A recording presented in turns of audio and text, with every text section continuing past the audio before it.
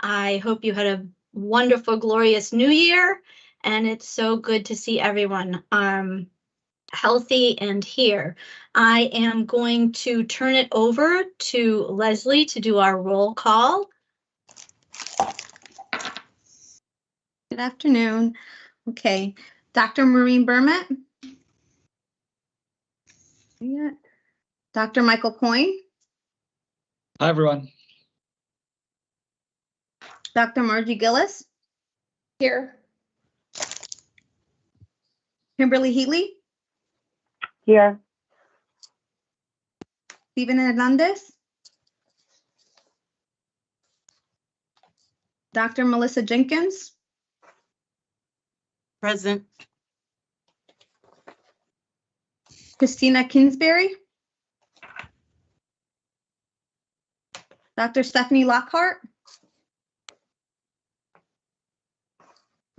Francis Rubinowitz. Here. Hello, everyone.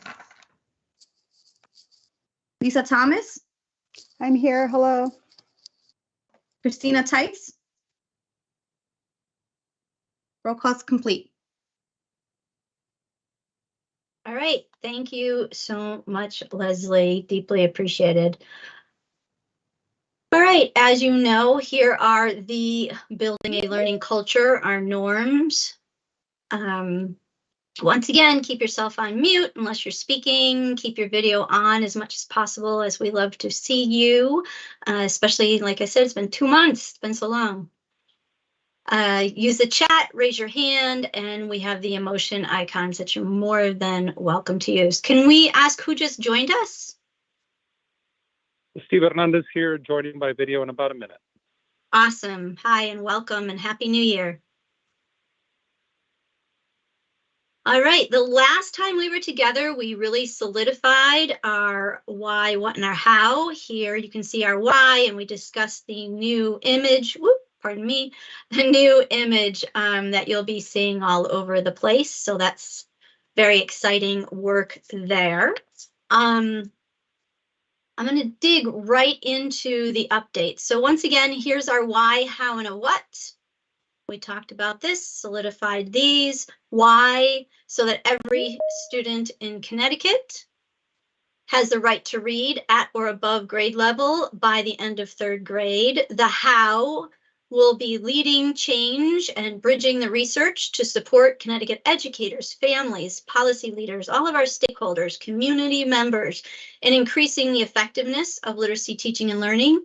And our what? Build comprehensive local and regional literacy educational systems based on culturally responsive, evidence-based literacy teaching, learning practices, strategies, and structures. So that was exciting to really solidify those. So I do have some updates, and I'm just going to say that before I get into the staffing updates, we do have a new staff member joining us today. I asked her to come and to introduce herself, talk a little bit about her work and about the work to come. So I'm going to switch things around just a little bit because I would love for Jewel to know with whom she's speaking today, like who's on the council. But Jewel, just so you know, and the others watching know, the people on the council were all appointed by senators, legislators, the governor, the commissioner, etc. So different people were appointed by different individuals based on their education and their literacy knowledge. So that's who we have today. So what I would like to do is, Jewel, if you don't mind introducing yourself, and then we could just do kind of a whip around so you can know who's here in the audience. And in a little while, Jewel will be speaking to some slides and telling you more about her work.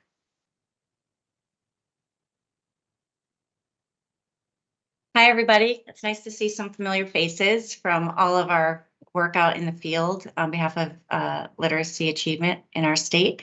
I'm Jewel Tolles, McCombs Tolles, and I'm the new Bureau Chief for the Office of Dyslexia and Reading Disabilities. And I'm excited to be able to collaborate with you as we begin to staff our office and start to move forward on some of our initiatives, which I'll talk about in just a bit. Thank you for having me.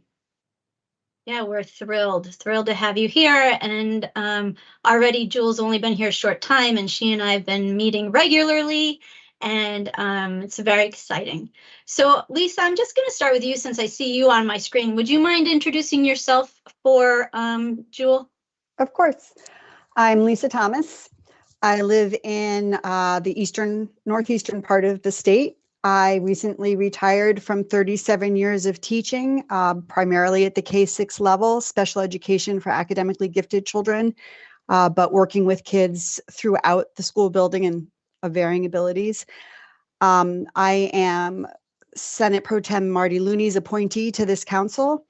I also, in addition to my educator hat and my perspective on what we are dealing with here, I am also the chief elected of my town. So I also bring years of keeping an eye on budget issues and challenges. It's nice to meet you. Thank you. Thank- Nice to meet you. Thank you. I'm just going to go in order of as I see it. Margie Gillis. Good afternoon. Hi, Jewel. Margie. Hi. We know each other well. We go way back, so I don't think I need to introduce myself. Hi, But it's Margie. great Good to see you, Jewel. Good to see you. All right, Michael Coyne. Hi, Mike. Good to see Hi, you. Jill. It's great to see you. Yeah, we know each other also. I'm a professor here at UConn, still am, and really excited to have you be part of this larger team that's supporting reading at the State Department. So welcome, and it's great to see you. Thank you. And Fran, Executive Director Rabinowitz. Hi, Fran. Hi, how are you? Good to see you. I'm Fran Rabinowitz. I'm the Executive Director for the Connecticut Association of Public School Superintendents. I'm a former superintendent in Hamden and Bridgeport and former Associate Commissioner. And I'm happy you're here too.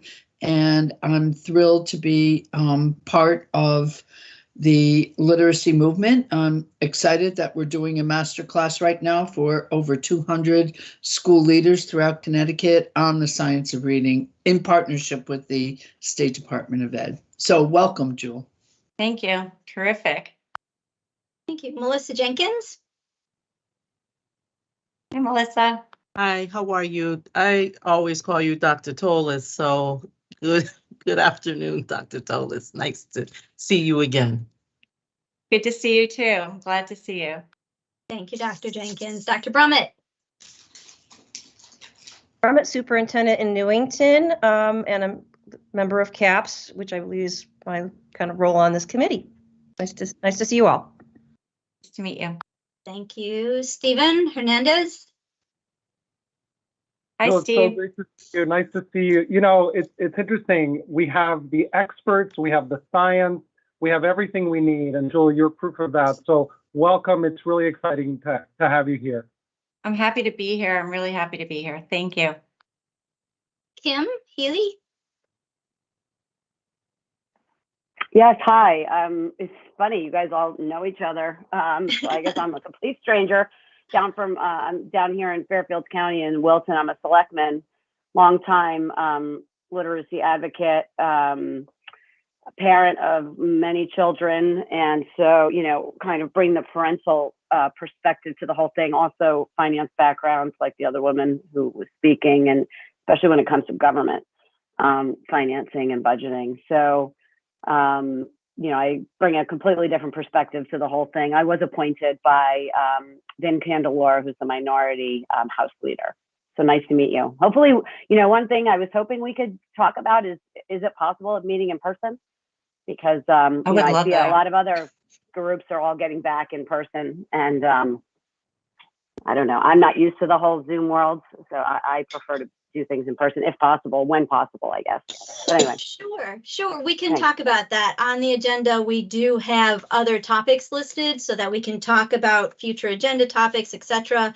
So if you don't mind, just a reminder then, that would be great. All right. Is there anyone that I did not see on my screen and I inadvertently left off for introductions?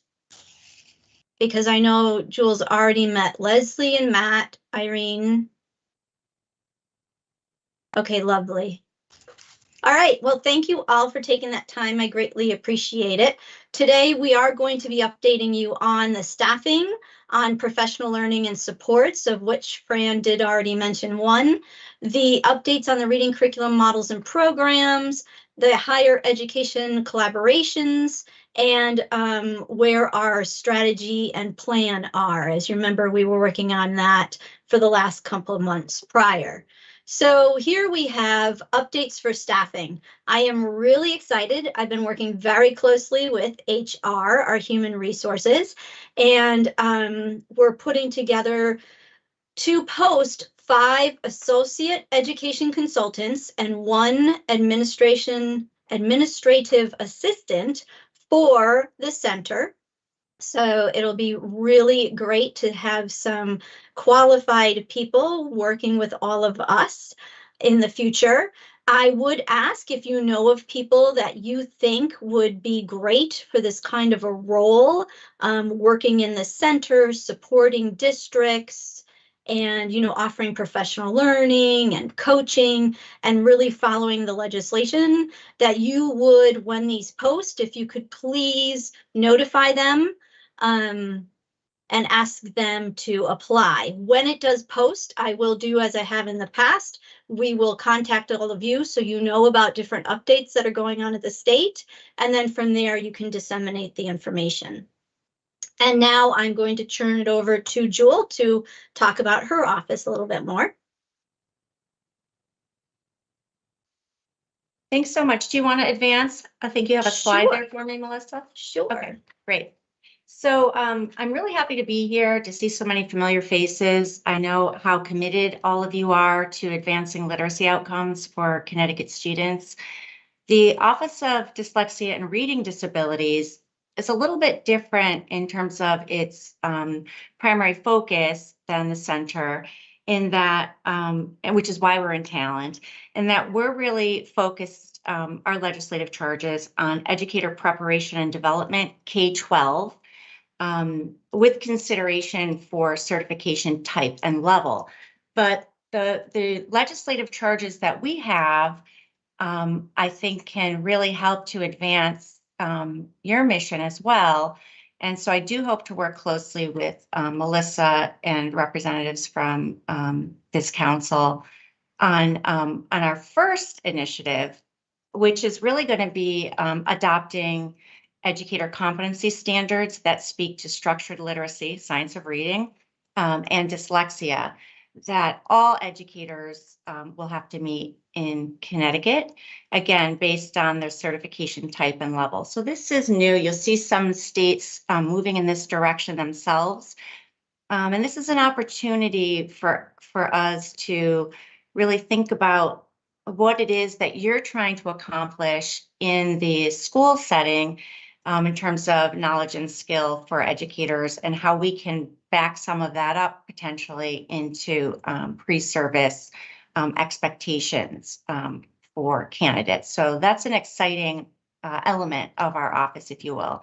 So those educator competency standards really inform everything that we'll be doing in this office.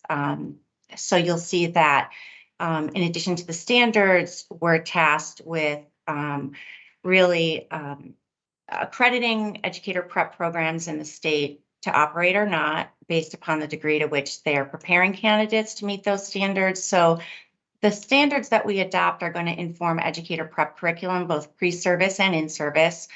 They'll inform the modules and webinars that our state produces around literacy.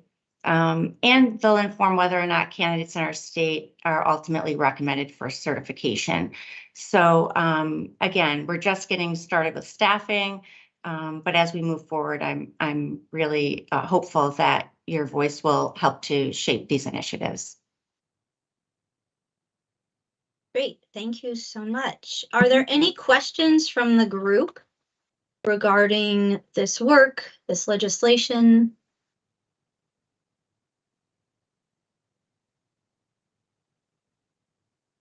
Bless you.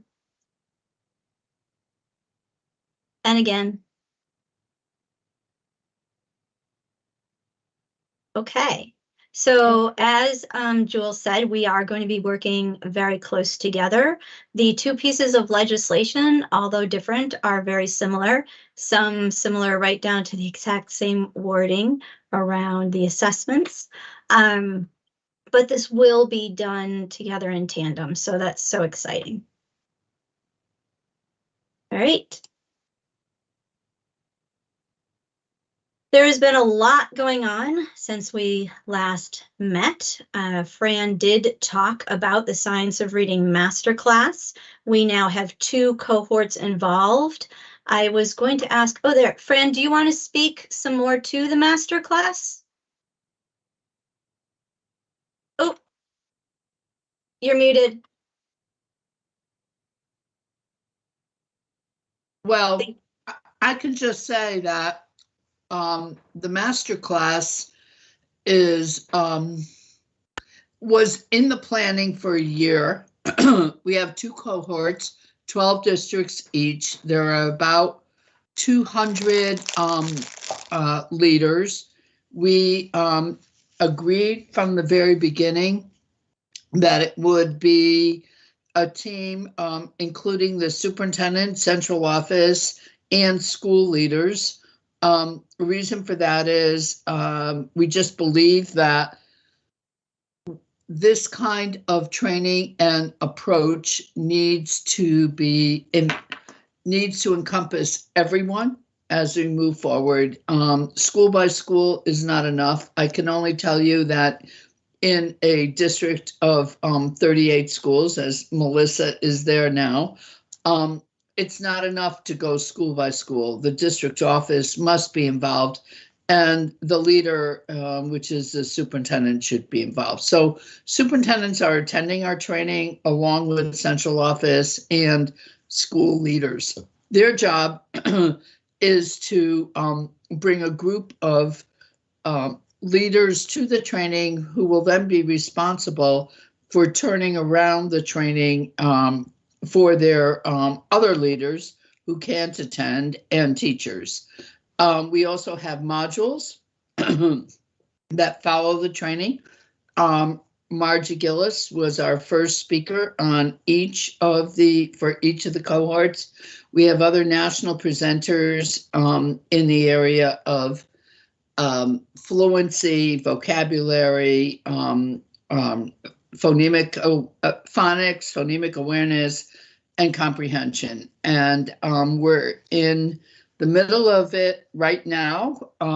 I've heard, not because we're running it with the State Department, but I would just tell you that the response from our attendees has been incredibly positive. And along with the training that's happening, we designed a system where we have newly retired superintendents who are really very knowledgeable of literacy, as well as retired reading coaches going into the districts. They each have 3 districts. They go in and work with them and do walkthroughs, et cetera, to help them begin to implement the science of reading, or to implement it better. Let's put it that way, more effectively. They also hold affinity groups. So all of those coaches and reading consultants also meet with their 3 districts together to talk about common issues and so forth. We think it's really important to have the national speakers, obviously, but also to have embedded for professional development through the walkthroughs, et cetera. And we are doing, many handouts for them.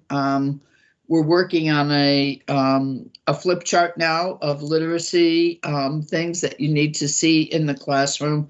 But I feel strongly that, and I know the State Department does too, that leaders need to be very knowledgeable of what to look for in the classrooms in order to ensure that this is going to happen K-3. If I had my druthers, we would continue this. for more cohorts. I like having small cohorts of 12 districts. I'd like to continue it until we train the entire state.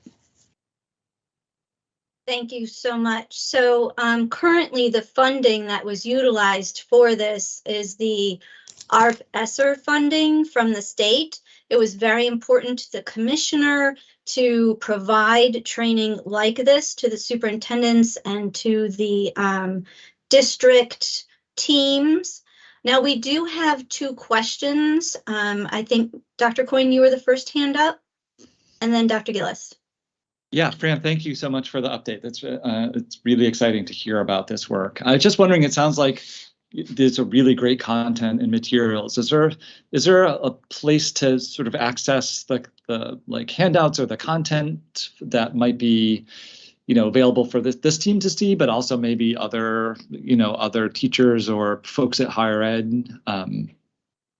We could probably, Melissa, I think it's all posted on the CAPS website, correct? Yeah, we could, and it's sort of password protected right now for the groups that are doing it, but I can open it up to others as well. What you'll see up there now are I think the training materials and the first module has been completed. So let me see what I can do to, we haven't been comfortable opening it to the full public yet. You know, we're still working on it, and it is, it's organic. We're doing some things differently with the second cohort than we did with the first because we learned some things in the first. But certainly I would love the council to be able to see what it is we're doing. That's great. Thank you so much for thinking about that, Fran. I'm wondering, once again, right before we end the meeting, as you know, on the agenda, it says future agenda topics.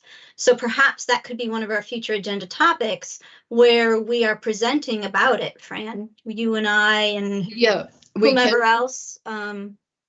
We could certainly do that. The other thing that I would love for you to see is, you know, I just would need to get the consensus of my steering committee, but I think it would be wonderful for our council members if they so chose to attend our sessions. I think you would, they're just, you know, I think we have one February 8th. I'm trying to keep both cohorts straight. We had one last week for cohort 2, and we have another one for cohort 1 on February 8th. And we have a lot of sessions where the coaches meet together at my office to talk about issues, etc. But for you to see the plenary, I think would be really helpful, and maybe attend one of the affinity groups. So, you know, Melissa and I will talk and we'll work that through. Okay. Awesome. We'd love to have you there. Thank you so much. Dr. Gillis, did you have a question? No question. I just wanted to thank Fran and CAPS for putting on this training. I really feel it's super important, and I've been so pleasantly surprised by the engagement of the district leaders. I know how hard it is for them to take the time out from their busy schedules and days, but it's been very, very heartening to see their attendance and their participation. And so I just thank you, Fran and CAPS, for obviously Melissa and the State Department for working together on this. Yeah, and I'm very thankful to the commissioner because frankly, we couldn't have done it if she didn't allocate the dollars for it. And also the year of planning that went into it with Irene and Melissa and Desi Nesmith at the time and Joanne White. I mean, and my own staff, Terry Carroll, we sat for hours planning and trying to work it out as best we could. And a lot of it I based upon reading first, which was part of the work that I did as associate commissioner. And I have to say, every day I get somebody who emails me and says, please let me know when cohort 3 is starting. I really want my district in. So what happens is it's not even advertised, but word spreads quickly when superintendents think some training is worthwhile. So thanks, Margie. You've been a big part of it. You planned it with us.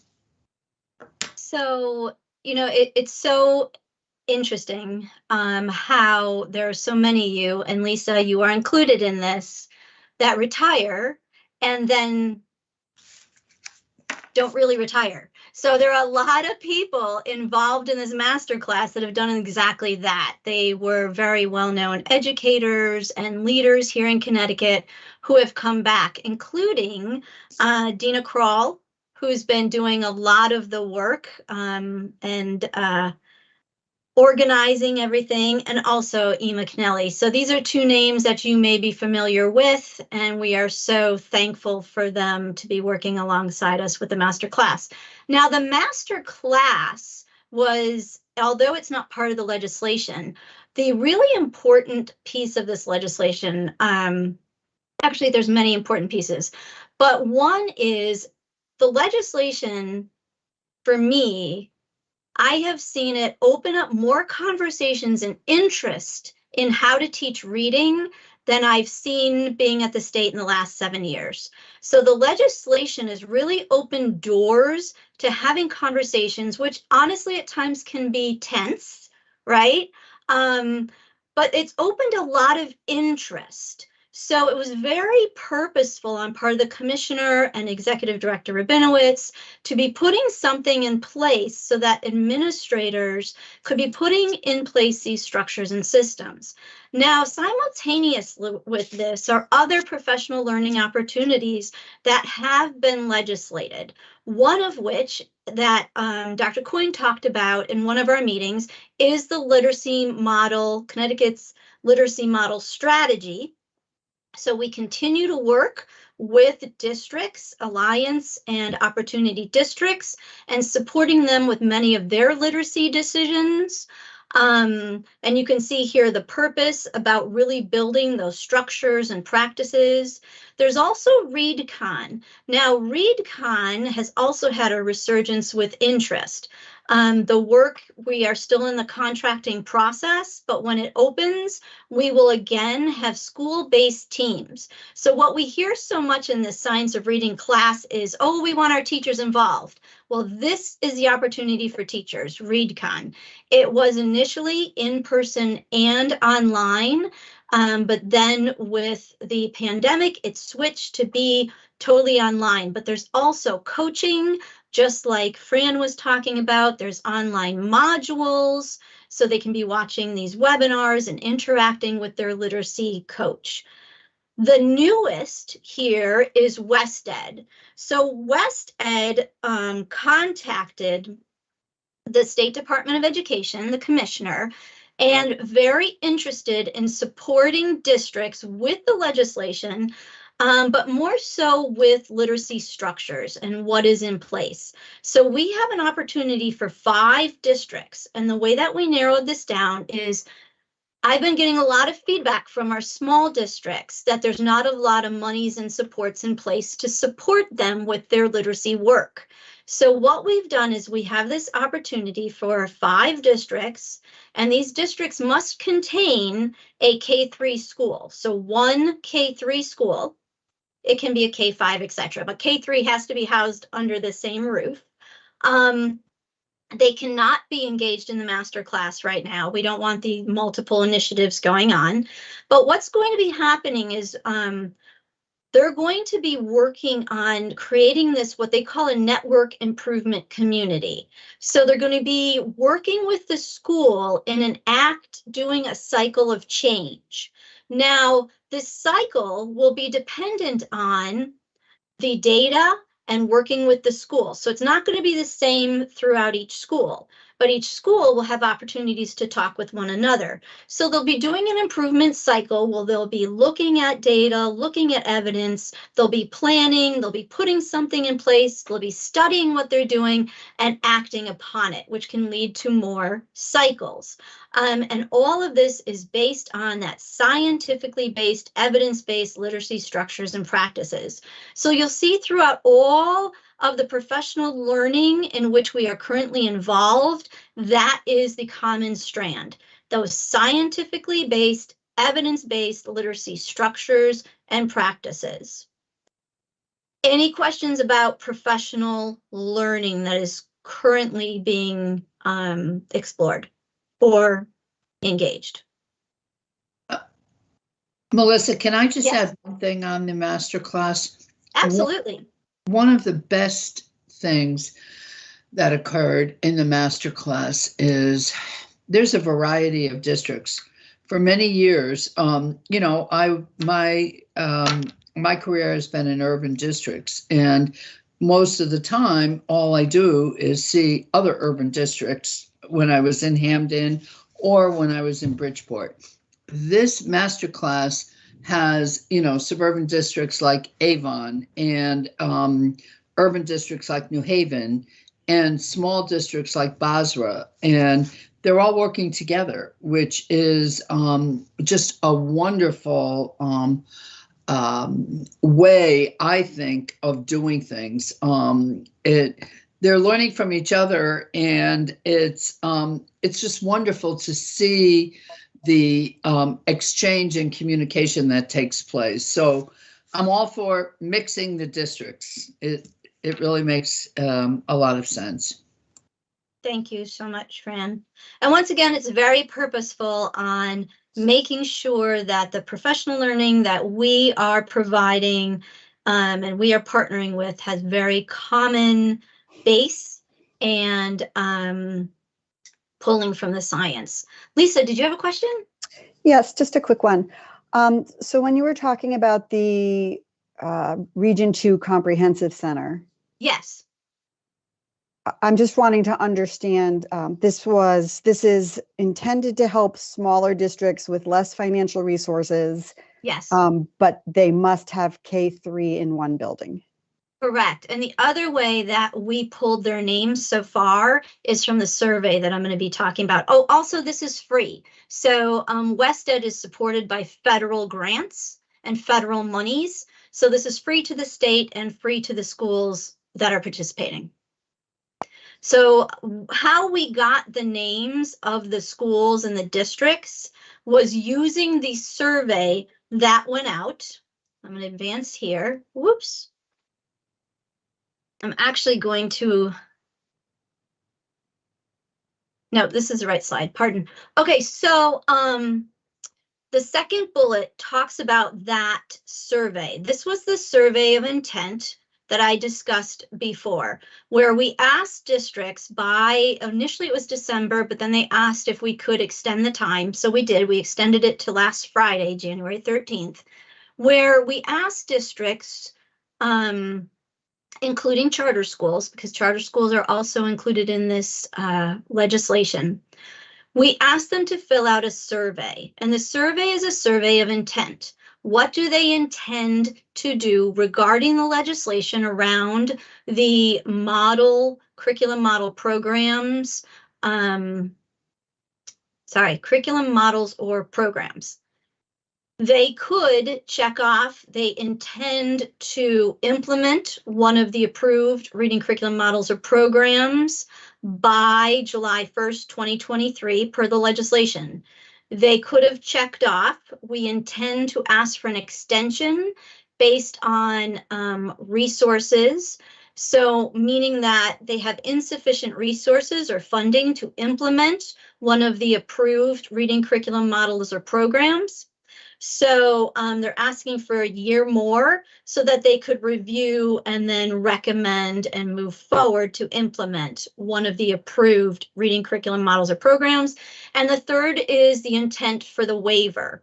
Now, the waiver has been created, and I will show you that as well on our website.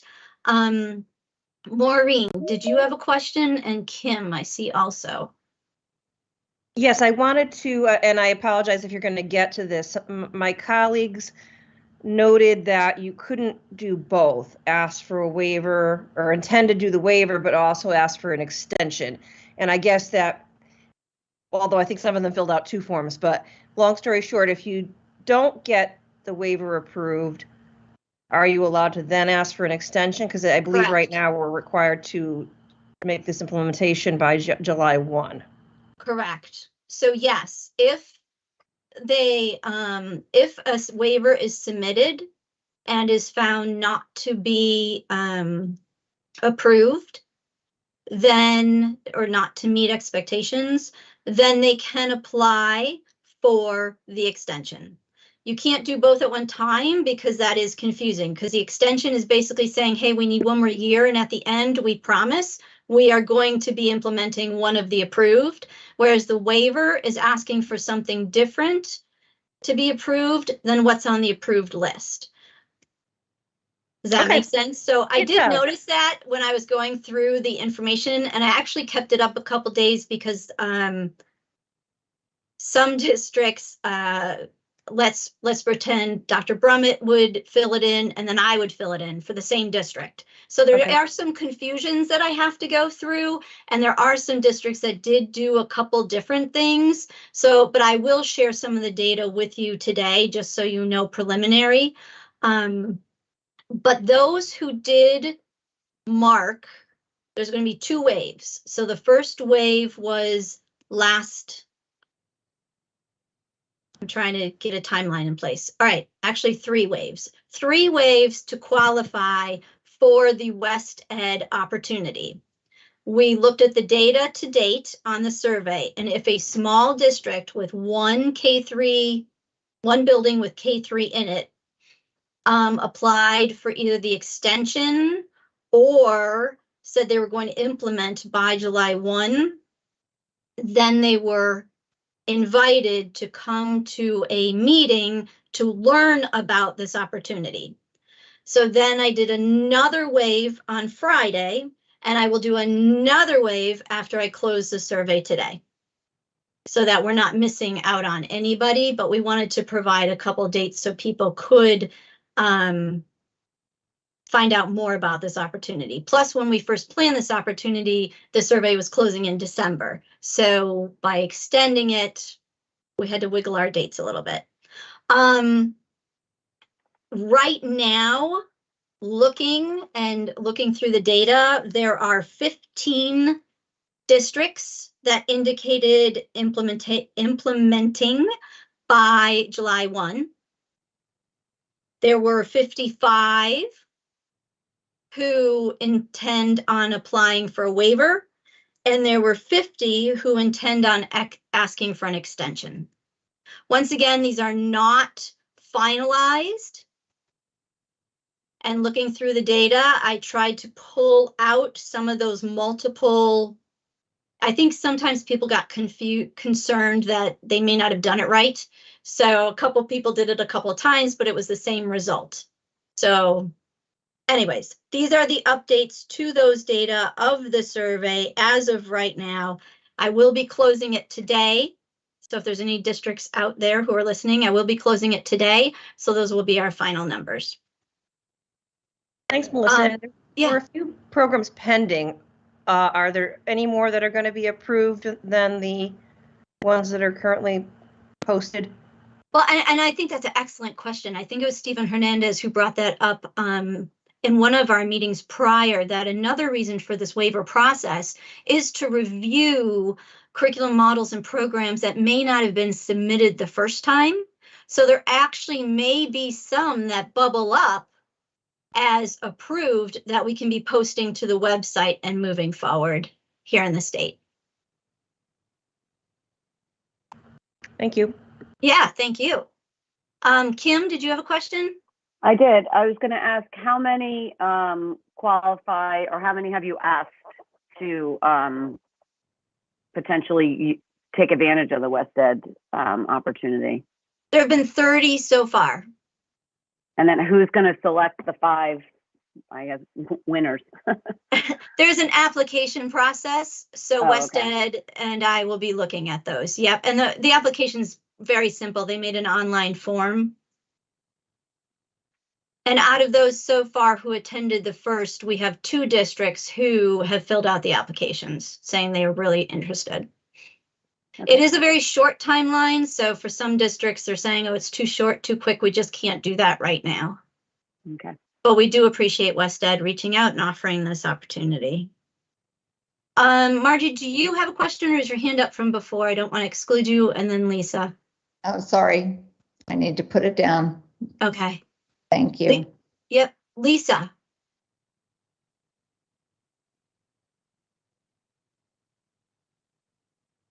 You're muted still.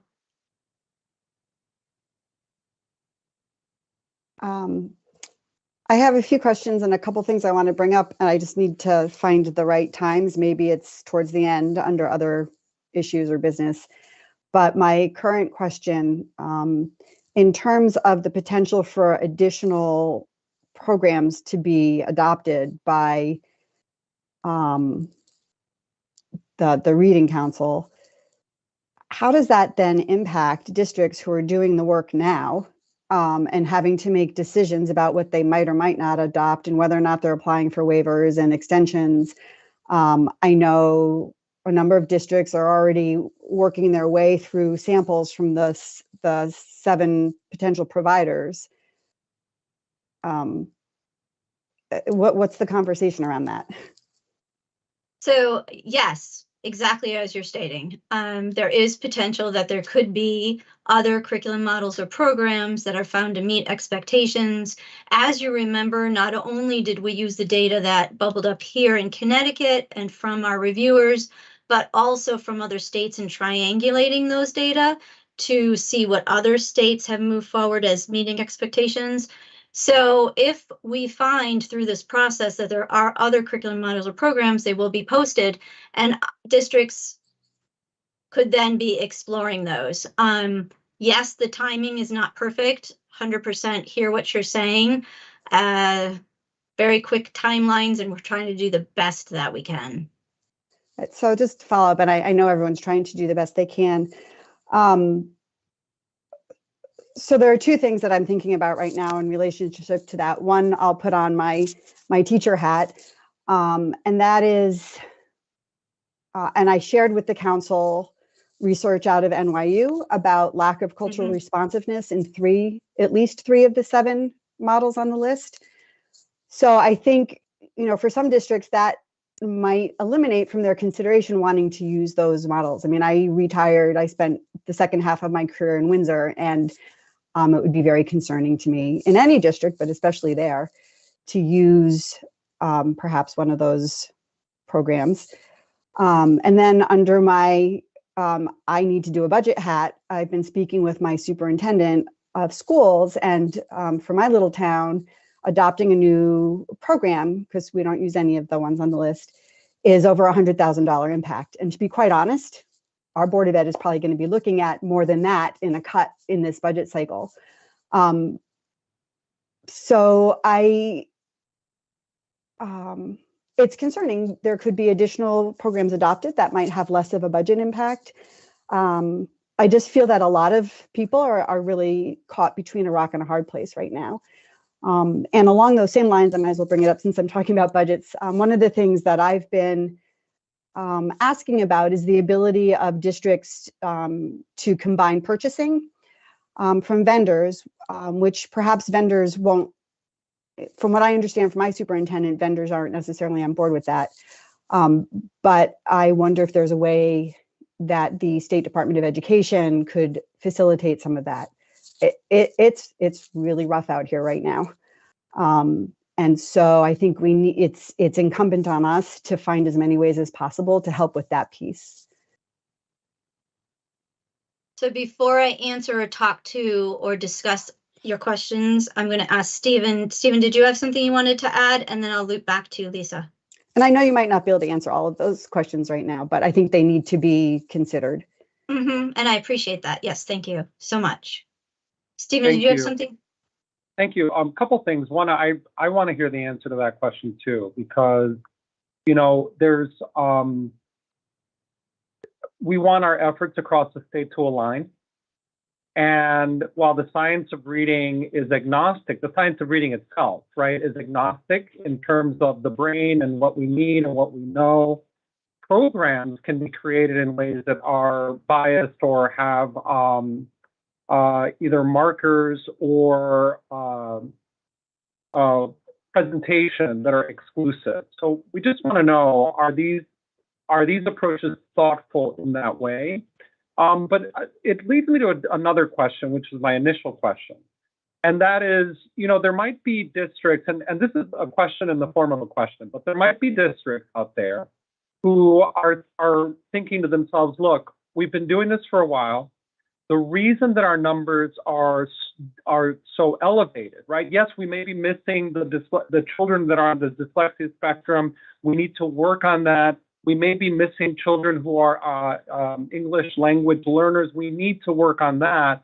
But we have 95% or 94% success rate, and here's how we are achieving it, right?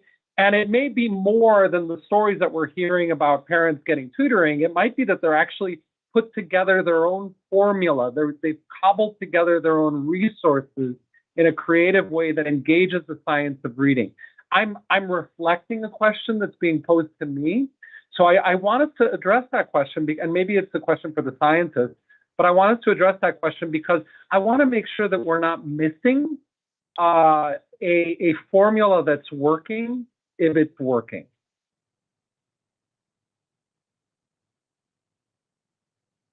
And thank you for bringing that up, Stephen. Like I said, I'm pretty sure you're the one that said too the last time that there could be things out there that were not submitted in May to be reviewed that could be thought of this time around. So for those of you who may not know to what Lisa is referring, there was a study, a white paper that went out from New York, from the university, I think it was the University of New York, correct? From NYU, from New York University, Okay. from Steinhorn.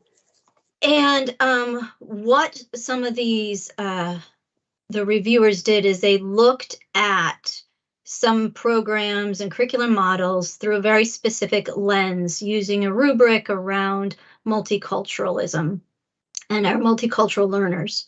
Now, a few things. First of all, the legislation, the Connecticut legislation with these programs was very clear that we had to be looking at programs that showed competency in oral language, phonemic awareness, phonics, fluency, vocabulary, the rapid automatic name, letter fluency, and reading comprehension. However, what we did as well as, and for those of you who were on the review team know, we used the work of Curate, Massachusetts, and there were questions there around that multicultural piece. And do the programs and models incorporate this most important aspect? So although it wasn't legislated, we at the state felt it was something important to include in the review. As we've discussed here many times, that the programs and models that did go through are not 100% perfect. And it's really important for districts to do reviews, much like we did at the state, to see what elements need to be added to, what can be enhanced, because even though we did review them and we did triangulate our data, once again, they are not perfect. And we've said that pretty much at every council meeting that we've had. It's been in the slides, you know, really thinking about, we need to be reviewing these, we need to be thinking about it, you need to be thinking about the learners in front of you. So we know that not only are the programs and the curricula important equity levers, but also professional learning is a huge equity lever. So really looking at what do our teachers know and understand around exactly what we're talking about. the science, the research around culturally relevant, around literacy skills. So that's another huge lever that needs to be looked at in districts. I'm trying to think what else. So Lisa, you were also asking about, oh, I'm sorry. Another thought that I had is that a couple of years ago, and Fran was part of this work where the State Board of Ed, CABE, CAPS all came together and wrote the culturally responsive, the statement around culturally responsive education and what that means to the state. So that's very much in our lens, that's very much in our focus, and that is why we did include some questions around that. The reviews across the board did find that Connecticut felt like the materials did need attention in those areas. Now, we did not go as deep as the university did in New York. They went very deep through that very critical lens. And so we're asking not only districts, but also publishers to be really looking at this work and better guiding their materials. So that's just kind of a summary of that. I hope that helps with that. Lisa, you were asking about costs. Absolutely, you are correct. With any new, as we know in districts, we in districts have curriculum cycles, and we do that purposely so that each area, so 1 year might be math and money is devoted to that. 1 year might be science, 1 year might be literacy. So literacy may not have been up this time. What we're asking districts to do is to look at the monies that come in federally, state, local, and braid those resources, thinking about, okay, this is the money we have here. Your titles, these can be used and utilized for this. Any sort of the ARP ESSER funding that came in, those can be utilized for this. I'm not saying that it's an easy thing to fix. It is not. It's still a big lift, and that is understandable.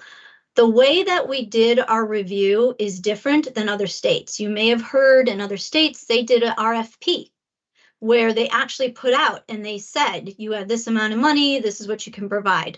That was not the process that we did. We did not do an RFP. We are not working with any publishers or companies. What we have done, or what we did, was to do as the legislation asked, review and approve. So those conversations with publishers continue to be at those district levels. So I don't know if I'm missing anything, Lisa or Stephen, that either of you asked.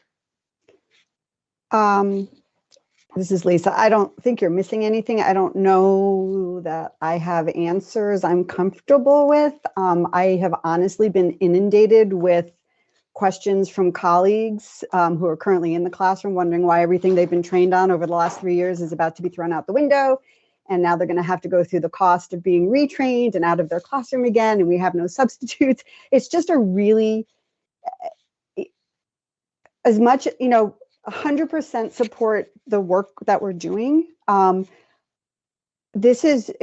timing is just so challenging with what's happening in our schools, the lack of humans in our schools to carry out these tasks. And in addition to doing this and other things, I'm substitute teaching as much as I can. I could be in 3 schools every single day of the week if I wanted to. I think the economic piece of this, I know you're talking about some resources, but we're not sure what our ECS is going to look like. A lot of districts have committed most of their ESSER funding. I know in my little town, we did not get the grand dollars that some other districts got. So I hear what you're saying, but I don't know if it alleviates my concerns. And the piece about cultural responsiveness, if the answer is, if you adopt, if the answer is, well, you might need to get additional supplemental materials, that seems to me to just exacerbate the financial piece. And I know when the legislation was written, some of the landscape was a little bit different for our budgets. I don't think it was different for what was happening in our schools in terms of having human resources in our buildings. But I still think these remain challenges that we need to be aware of. And it might not be our job to fix them, but I do believe it's certainly our job to keep them present. Yeah, I so appreciate when you all bring things up like this. I think it's really important. Jewel, you'll see how, it's so important too to have these different perspectives. Kim, I think you were the one that said, oh, so many of you know each other, but it's nice to have those who we don't, right? And those on the ground in the districts bringing their thoughts, concerns, and questions forward. Much like you said, Lisa,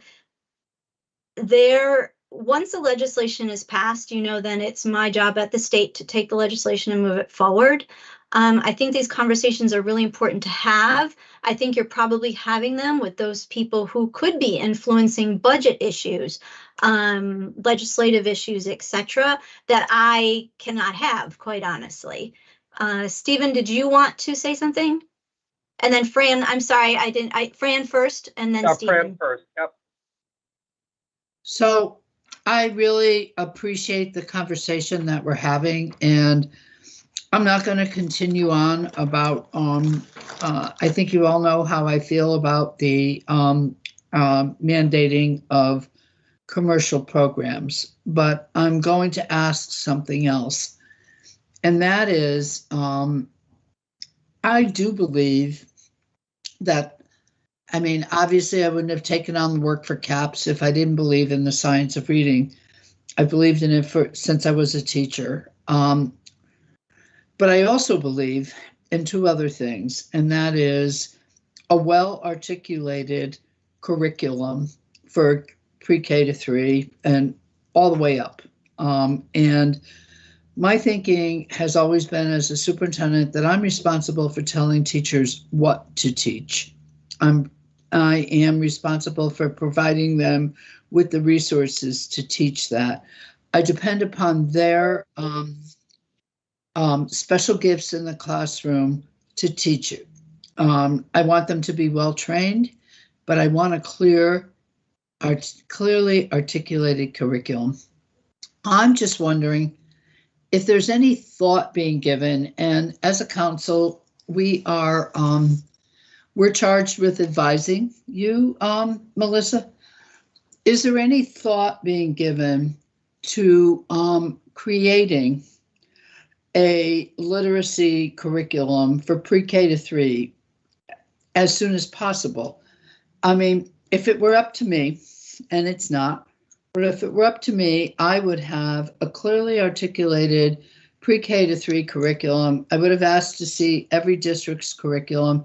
If the curriculum didn't measure up, I would give them time to have it measure up. And if they didn't measure up or they didn't have a curriculum, I would invite them to take the model curriculum, and in some cases I might mandate it. That to me, I've been, when I was associate commissioner in the early 2000s, I tried my best to have a statewide model curriculum that people could use. It's ridiculous for 169 districts to be creating their own curriculum. And I know you're making strides on that. I'm just wondering if there's any ability or thought that we could give to creating a model curriculum. Honestly, I don't think it would be that hard. You don't have to start from scratch. There's some districts that have great curriculum that we could use. Just throwing it out there as a thought. With that, you don't run into all the issues that you run into with a commercial program. Just putting it in the space. Thanks for listening. All right, thank you so much, Fran. And that's what I do appreciate, is how you often have solutions, right, for moving forward. That was legislated to create model curricula. So I'm going to turn it over to Irene Parisi, our Chief Academic Officer. She is here on our call, and she can speak to the curriculum work. So Irene? Thank you, Melissa. And thank you, everyone, for this conversation and bringing this information to us. The partnership makes us stronger, right? And we're better for having this conversation. Fran, I think, as you know, there's a lot of work that's happening in parallel. So with this work related to the legislation, and there's a clearly articulated legislative timeline in this particular act for the center and the work of the center. And at the same time, there was work articulated for model curricula with a very similar timeline. So the work is happening in parallel. So to say right now that you could have this instead of that, that's not where we are. But what I can share is that model curricula for grades K through 8, and even in grade bands as K3 or 3-5, 4-8, and so on, that is being developed right now. It's not ready.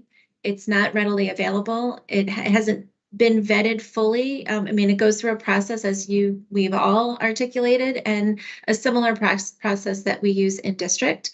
And it's being designed certainly by the standards, by the research, certainly of the science of reading, in addition to our own design principles. So the short answer is that the work is present and ongoing, but it's happening in parallel, and we have very similar timelines.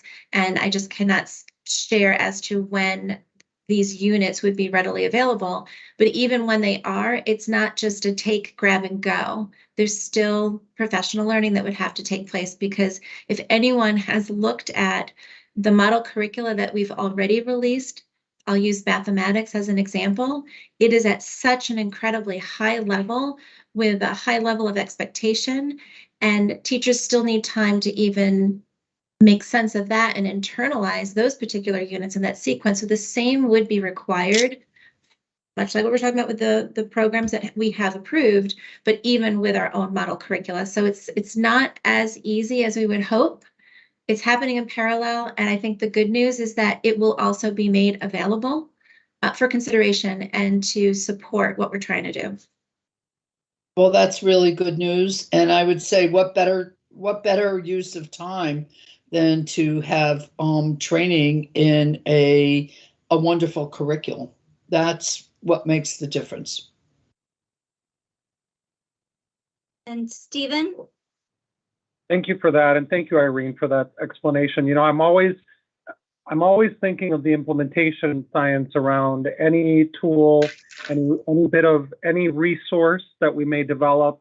So I want to make sure that there is a care for that on the side of the consumer of any curricula, really, of any system that we bring into our learning environment. How are we implementing, and who is part of the team of implementation? So I just wanted to say that, because I know we have our implementation scientists on the call, as well as our researchers on the science of literacy itself. We're hearing three resounding questions, three kind of groups, pockets, and they're questions that really reveal the stress. The first question is, can we get a waiver if we're just way behind? I mean, can we get a waiver because we just can't do this, right? 30% of our kids are reading at grade level. It's just too much, right? So that's the first question. The second question is, can we get a waiver if we're doing great? And by great, we mean 95%. We're there. We may need to tweak here and there by evidence, by how well we're doing. So that's another question. And then the third one is, we've gone too far in the direction that we did. We invested in what we invested in over the last few years, and we don't have the resources to go in a different direction, right as it may be. So I want to be able for us to have answers to each of those three questions, because at the core of it are two pressure points. One, resources. And that's something that we have to keep talking about, is resourcing this, right, if we believe in it. And then secondly, I think the sense of urgency that all of us feel, whether we're in the school or outside of the school, which is, are our kids getting the opportunity that they need so that they can read to learn and be successful in life? So those are the questions that I'm hearing in different parts of the state. Thank you for summarizing that. Maureen? Thank you. And kind of building on what Steve just mentioned, some of the commentary I'm hearing from colleagues is, first of all, the folks that don't have a reading program or curriculum are the folks that tell me they're okay. You know, we've got nothing now, so we've got to go somewhere. But some of my colleagues are similar to what Steve said, or Stephen, they just spent $4 million on a reading program not on the list. Or, you know, I'm getting good results with my program, it's not on the list. Why would I change? Similarly, some of the reading programs on the list, those districts are getting poor results. So there's a lot of confusion there, but I guess one question that everyone's maybe been afraid to ask is, because I'm noticing about 50 districts based on the 160, actually more than 50, haven't replied to the survey that you earlier discussed. Are there penalties for folks that say, hey, I can't do it, for whatever reason, no money, no capacity, my reading program's fine, I don't want to change, my teachers are very stressed, just I think that theme has come out too about the thought of having to relearn another program. So I guess all of those questions are swirling around when I meet with my superintendent colleagues. Not sure if you can respond to any of those issues that are really out there among folks that I speak with. Sure. Because I too have a lot of thoughts, as you said, swirling around in my head. So first of all, the law is the law, and we have to follow the law. And there are certain things in place to regulate the laws. So for example, if you're stopping at a stop sign and there's a police car there, that's great. If there's a police car there and you blow through the stop sign, there's going to be a penalty for that. We don't have police at the State Department of Education, but it is our responsibility to ensure that districts are following the legislation. And part of that comes on, there are laws in place that when superintendents and boards of ed become superintendents and boards of education members, that they're agreeing to follow the laws, right? They're agreeing to follow the laws. And in order for districts to be getting these federal funds, they have to be signing off that they are following all the laws. If in an audit it is discovered that they're actually not following the laws, then there could be penalties for that. So, we always have to be thinking about, there are laws, we do have to follow the laws, and what happens if we don't. In addition to that, laws with well-meaning backgrounds like this, we will continue to have kids who are not reaching grade level and are not making our goal of reading by grade 3. So we really want to be embracing, what is this law about? It's really about looking at our students and providing for them that scientifically based, evidence-based teaching and learning, and providing our staff that professional learning so they understand what that means. I think there was another question too. Now with the money and the resources, I guess what I wanted to say is, you are change agents. That's why you're here. You were asked by very influential individuals to be part of this committee or council. And our council has moved forward some really important things. We have moved forward the review process, and many of you were part of that. We have moved forward the strategy and plan, saying this is what we need philosophically and structurally in place to move all students forward. So we continue to listen to what our constituents are saying, listen to what our colleagues are saying, and try to be putting in place structures like our professional learning to assist people. And I think that's one of the really great parts about this council. And maybe if our next meeting's in person, we can get up some big chart paper and really brainstorm out what could we all be doing as a council to be moving things forward? Because there are certain things that you can do, once again, that I cannot do based on where I'm working, right? So those could be conversations that we're having there about what are some next steps for the council and for the council members. I say this all the time, and I truly mean it. I appreciate the conversations we're having. The things that you're bringing forward are important information that can help steer conversations, monies, funds to come. continue having these conversations with the people who are controlling your monies and your fundings, you know, to say, hey, we need to be thinking of this because it's not just programs, curricula, it's also professional learning and putting things in place that way. So thank you for your advocacy. Is there anything that I didn't address that you have a burning question around before I move forward? Because I do notice that we're running short on time. Maybe, I don't know, the question about districts that have just invested substantial funds in other programs, not knowing that this was coming down the pike. Maybe they started the process 2-3 years ago. What are they to do with their dilemma of all the money they've already put into a different program? Right, and that's not something I can really counsel on. Okay. I mean, some of these questions may not be able to be answered today. Yeah, I wish Very- I could, yeah, I wish to me, what I'm hearing though, is that people would appreciate more funding to support this and the legislation and the initiatives.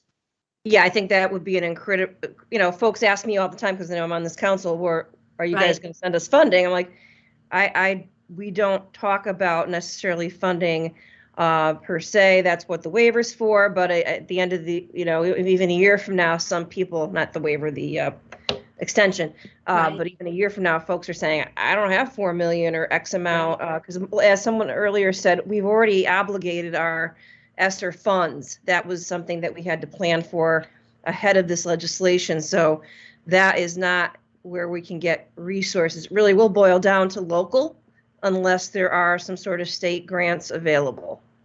Right. Right, because even if I said, you know, we've already been discussing, or I talked about some ideas for districts, and I think they're very well versed on that, right? The braiding of the funds, looking to see what did they spend on previously, switching things around with their grants. So if it's a Title I, you know, you can look at what are we doing our Title I's, what did we originally allot our Title I's funds for? How can we move them around to support this? The same with the ARP ESSER. Are there ways to go in there and to make some changes to the budgets? So once again, I'm pretty sure they're all very well versed in that, but I'm understanding your bigger picture of if this is the legislation, we do need bigger monies to be supporting this. And you're right, Maureen, we don't have that control here as the council, and I don't as myself, but I think it's important to have these conversations because if it does bubble up and we are in those rooms, we can definitely say, hey, this district and this district are really moving forward with the science of reading, and they need some supports to do so. So thank you for bringing that up. And then Kim, and then I'll move on. I was just going to add to the comment about those of us that are appointed by legislators. I mean, maybe what needs to happen is we need to go back to them and ask them to amend the legislation if it's not, doing what it needs to do. Yeah, and right, and to ask them once again if the amendment is including funds. Say, hey, we believe in what this is. We want to move it forward. In order for people to do that, we need money. But once again, I can't tell you what to do, and I can't have those conversations, but I appreciate you bringing that up. So I asked that question last meeting, and then, then they went into special session, and I had sent an email about this, that we did get $25 million over the next 2 years. So, I mean, we do have some funding. Correct. I'm not sure how that, if we're going to decide on how that gets allocated, but, to say there's no funds, is not realistic or true. Well, and that was the other reason for doing that survey that I have in that second bullet. So the intent is to see, at the time we created this survey, it was the summer, early fall, and we did not have any inkling as to what districts were going to be doing or intending on doing. So we sent out the survey to say, hey, districts, what are you intending on doing?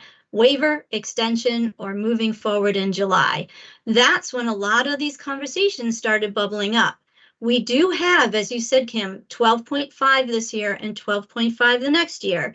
And I can be turning those around into grants.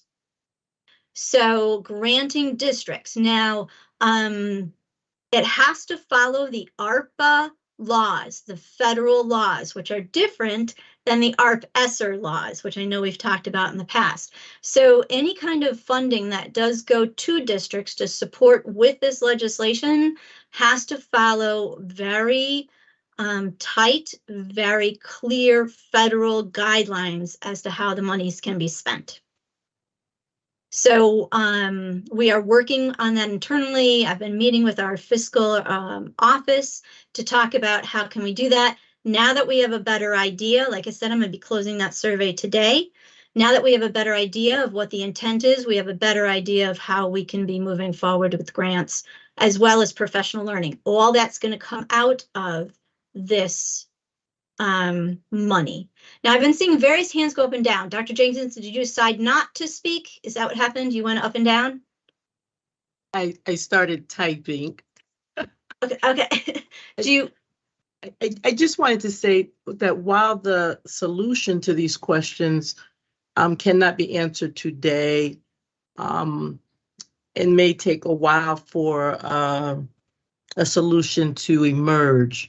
I do remember something Fran said often when she worked in Bridgeport, that the wisdom does lie within. So I think because I know that the how will be revealed, and we have a strong why, while the questions cannot be answered, I think they're really important to ask, because I wrote down the questions that Mr. Hernandez had mentioned. And while Bridgeport doesn't have a waiver issue because we've chosen a program and we've implemented one of the programs on the list, these same pressure points with resources will confront Bridgeport on the other side of ESSER. So while some other districts may be in a different position, like I think there's going to be this flux that occurs as we are implementing the legislation.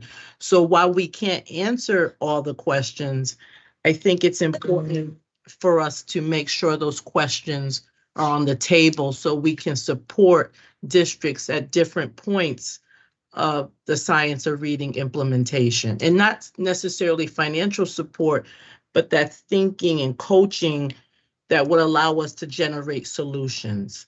So I just wanted to say, because when I wrote them down and I thought about them through just the lens of large urban districts, I said, wow, I mean, this is going to be a challenge.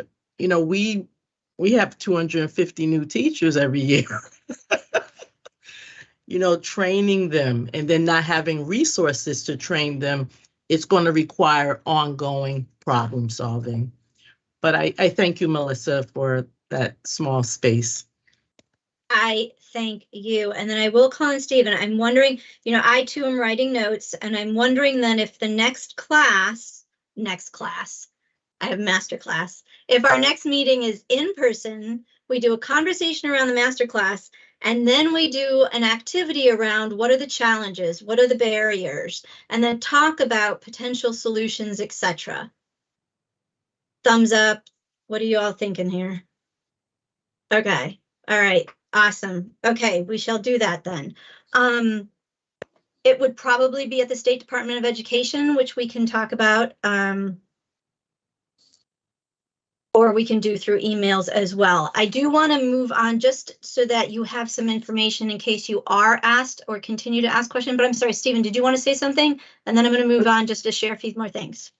Just really quickly, you know, we knew this day would come, right? We knew the day would come when we found a solution that needed to be sustainable. It needed to be long-term. It needed to be really invested in fulsomely in the first years and in the out years, but we funded it with temporary resources. We need to come back to this resource question because it's going to keep coming back. There's a lot of money that was put into this. I really like the question of how are we going to deploy those resources, but I'm also feeling that pressure of what happens 2 years from now, right? Not to mention the schools that are trying to catch up, the districts that are trying to catch up. And then how do we help you, Melissa? Because you may not be able to ask this question, but we have to ask it as policy advisors because, you know, there's that article where people are calling and the calls aren't being answered. I know how hard you're working, right? But sometimes there's only so much you can deploy when you need more resources to be able to answer those questions, or at least outsource some of those question responses. So we want to know how we can help the districts better as well, because sometimes when deadlines are tight, the best information at the right time is critical. Thank you. All right, I'm going to quickly move on here so that you all have the information that you need to answer questions as they come to you. So here we talked about, this is the dedicated web page. You've seen this before. This is something new. It is the waiver. So we came up with the waiver. We worked with superintendents to create a waiver that captured not only what is legislated, and we also worked with legislators to ensure that the waiver captures the legislation as well as a way for districts to be able to put in their waiver a compendium of documents, what they feel represents their curriculum, their student data, as well as their next step strategies. So if you're interested, we can go deeper into that another time, but here's the website for you to look at and to look into that. Here, I wanted to share with you that we did have a conversation with CABE where we wanted to do hosting together. So this was Senator Miller who thought of the idea of doing this. She was sadly unable to be at this meeting because her colleague tragically died. However, Stephen Hernandez was there as well as Amy Dowell, and we thank them both for representing her on that day. These were just some of the resources that we shared with CABE members. At the time, it was boards of education, superintendents, teachers, etc. There was various RESC agencies there as well in attendance, but most of these resources came from our strategy document. So you'll see when it's finalized, but these were in there and I pulled them and put them together here. Higher education, thinking about our chart that I've shared in the past with the green checks and the yellow checks, we are moving along with our higher ed collab. As you know, we did meet with them. I met with them on October 14th. From that meeting blossomed another meeting on January 26th. Right now, we have over 30 of our higher education colleagues who will be joining us on that day to discuss literacy. And not only how literacy is taught at that pre-service and continuing education levels, but also to talk about the legislation and what do we need to be providing pre-service teachers. So a shout out to my colleagues, including Jewel and Dr. Tucker, Shawana Tucker, who is in the chief of the talent office, Julianne Frost and Lauren Trefady, who also is in the talent office. Maureen Ruby, who many of you may know, also asked if she could be part of this. So I'm very excited. She and I will be co-hosting that higher education literacy group, part of it, and the other will be co-hosted by Dr. Shawana Tucker and also by Jewel. So we are really excited about all the conversations in the higher education and how excited they are around the new literacy and really aligning to the science of reading. One more update before our time is up here, and then we do some brainstorming, and we also have to look at the minutes from last week. So the literacy strategy and statewide literacy plan is in the commissioner's office and being reviewed, and then the next stop would be communications to make it look beautiful. Then I'll bring it back to all of you so that you can see and we can post it. So once again, I love the idea of, you know, all of us really being these change agents and working together and coming up with concrete supports for districts and helping them move forward with teaching kids how to read. So that's so important. We do have 3 more dates this month. We've already discussed March 21st. So I'll move forward with finding a place to meet as well as the agenda for that, which I shall share. And then if we could just really quickly, I'm going to get out of the PowerPoint so that I can go to the website and look at the minutes from the last meeting. I did already have up here. I shall make them larger. And once again, if you want to see if there's any edits, changes, whatever you think needs to be done for these, I will slowly go through them.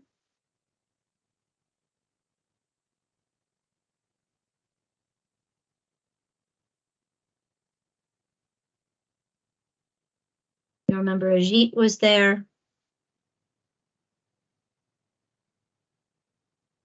There we go. Sorry. Any changes, edits? All right, so we'll move forward with accepting those. Thank you very much.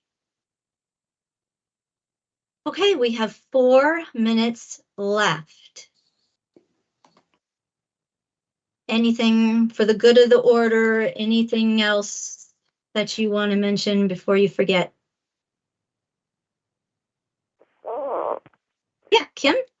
Yeah, something I had asked in the very beginning, and I think it aligns with what you were just talking about with your upcoming meeting on the 26th, is are the students that are graduating that are eligible to teach elementary education in Connecticut, are they trained in the science of reading? It varies across the institutions. It varies So how across about professors. just the Pardon? UConn system? Like if they graduate from UConn? I don't know enough that I'm really confident answering that question. Higher ed really is not my area. That is much more the talent area. And that's why actually this work will be transitioning, not the total work, but the higher ed collaboration will be transferring over to Dr. Tollis's group, and they'll be working with that. My work throughout the 7 years has been really focused on that K-12 world and providing experiences for high school kids to earn college credit.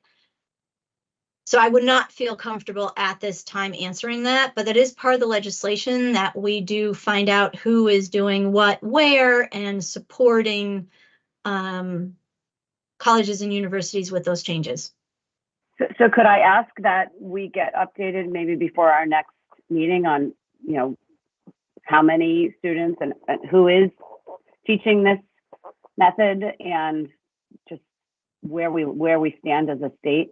I think it's really important that we know, at least, you know, like especially knowing that Bridgeport hires hundreds of teachers a year, it'd be really good to know that some of them potentially are already trained in the science of reading. I think that's a really important question. I cannot guarantee it would be done by our next meeting. We can put feelers out at our January meeting when we're meeting with them and perhaps putting together a survey or something to see preliminary, but that's all I can think of right now. Dr. Tolles, did you want to add anything to that? I saw you nodding your head and I don't want to leave you out of the conversation if you have something that. Just that I'll share with you, Melissa, a copy of the final report of the Dyslexia Task Force, because we did look at educator preparation practices around structured literacy in particular and dyslexia and existing legislative charges. And so I'll share that link with you, Melissa, if you want to send it to everyone so that they can take a look at some of the findings. Yeah. That'd be great. Thank you. Fran, I think you have the last word.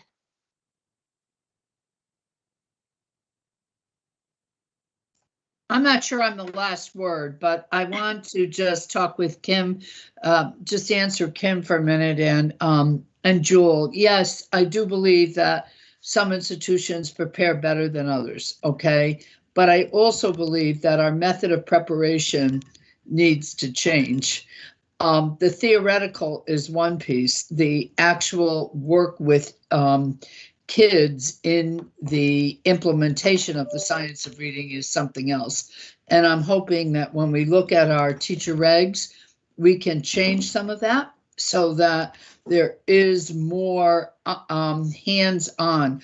I learned how to teach reading from student teaching. and it wasn't nearly enough. But had I been able to have more experience with the actual teaching of reading with a wonderful mentor, I would have learned a whole lot more. So that's what I would say.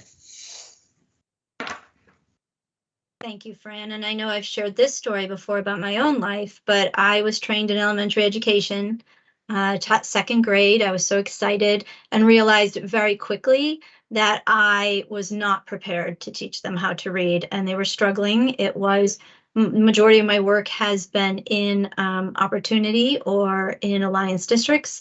And I went back for my master's in special education so that I could learn about teaching reading specifically and to prevent kids from, if we're providing what we need to be providing in our tier 1 everyday instruction, then that does decrease how many kids end up being in our special education classrooms. So I so appreciate all of you and your work in this area of literacy and your advocacy. You know, we really are all moving in the same direction of believing that there's teaching and learning needs to be focused on the science of reading and supporting all of our students in getting to that goal of reading by the end of grade 3. Kudos to Fairfield, who apparently have made their goal reading by the end of grade 1. So, you know, we're watching and working with them and supporting them in their journey of ensuring all kids are reading and at grade level by grade 1. So, and other districts as well. But I just thought that was interesting to add. All right, so we are done. Our time is over. I so appreciate what everyone brought to the conversation today. I look forward to seeing you in person. We'll get that together and get the information out to all of you. All right. So thank you. Thank you. Thank you, Melissa. Thanks, Thank you for Melissa. your All right. leadership. Bye, Thank everyone. you. Bye.